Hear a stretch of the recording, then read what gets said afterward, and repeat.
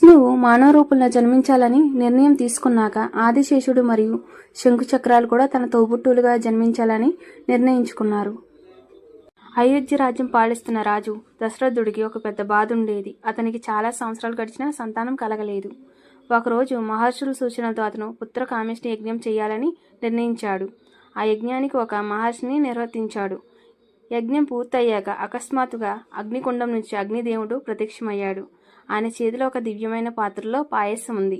అగ్నిదేవుడు దశరథుడికి చూస్తూ ఇలా అన్నాడు, రాజా, ఈ దివ్యమైన పాయసాన్ని నీ భార్యలకు ఇవ్వు. దీనివల్ల నీకు గొప్ప కుమారులు జన్మిస్తారు. దశరథుడు చాలా ఆనందంగా ఆ పాయసాన్ని తన 3 భార్యలకు పంచాడు. మొదట ఆయన కౌసల్యకి ఇచ్చాడు. తర్వాత ఆమె రాముడు జన్మించాడు. తర్వాత ఆయన కైకేయికి ఇచ్చాడు. ఆమె భరతుడు జన్మించాడు. మిగిలిన పాయసాన్ని సుమిత్రకు ఇచ్చాడు. ఆమె 2 కుమారులు లక్ష్మణుడు మరియు శత్రుఘ్నుడు జన్మించారు.